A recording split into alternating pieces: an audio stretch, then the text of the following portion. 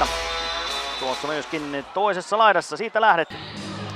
Sieltä päästään kulmalta.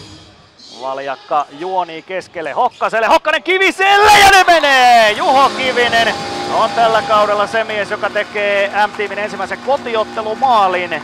Juho Kivinen, joka teki jo aiemmin 2 vieraspelissä tehot 3+2. Ja pääsee jyväskyläläiset jauhamaan sitten ylivoimaa. Knuuti levittää sinne vasemmalle. Lavosen veto, se uppoaa! Sieltä tulee nätti maali, ylivoimamaali. Laukkojana on 9 Elmo Lavonen, joka onnistuu tasoittamaan peli yhteen erän viimeisellä minuutilla. Enää 18 sekuntia erää jäljellä.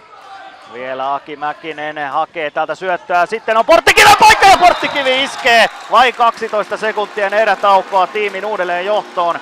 Pietari Porttikivi ja se on hänelle kauden ensimmäinen maali 4. pelissä 1+1. Hienosti käytettiin se paikka vielä ihan tähän ennen erätaukoa. Se oli se puki.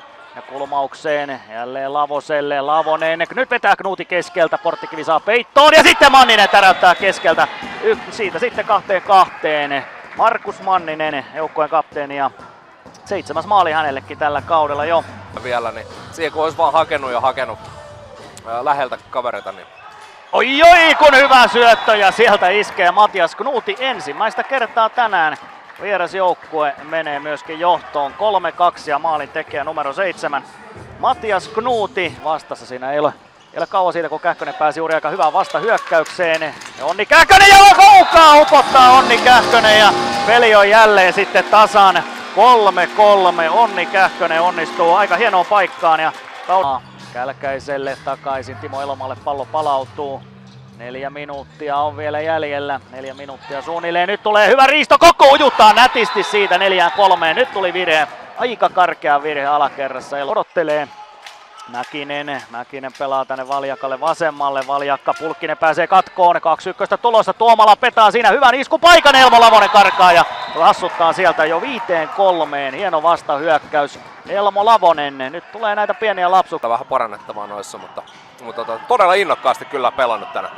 Nyt iskee Aki Mäkinen hassuttaa ja aika kovaa peliä ja onko rankkari paikka? 5, mutta mitä tekee Henri Tikkanen sitten? Porttikivi hyvin lähelle tulee ja sitten sijoittaa tuonne väärälle puolelle. Ei maalia, joten peli on edelleen 5-3. Noussut Joona Hokkanen maalille. Mäkisellä kulkee nyt. Hokkaselle vetopaikka, Hokkanen osuu! Hieno, loistava Aki Mäkisen esityä ja Joona Hokkanen tekee kauden 6. maalinsa. Ja nyt ollaan maalin päässä taas. Joo, ja nyt tulee sitten palautetta ottelun erotuomareille tuolta. Porttikivi Mäkisen veto uppoaa sinne kuitenkin O2 pelaajaryhmitykseen. 13 sekuntia jäljellä. Nyt on kiire. Valjakka laittaa Erkkilälle 9 sekuntia. Erkkilä iskee!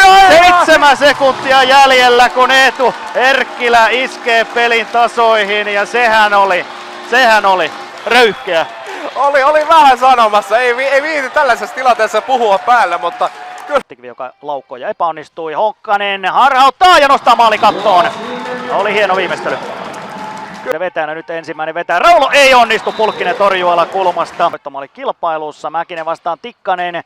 Mäkinen nostaa Tikkasen syliin rystypuolelta ja käy hakemassa läpyt sieltä vekeä O2:lle. Maalia, mutta Pulkkinen kestää. Yleisö hiljenee, Kälkäinen ei onnistu. Sinne vasemmalle puolelle Kälkäinen yritti.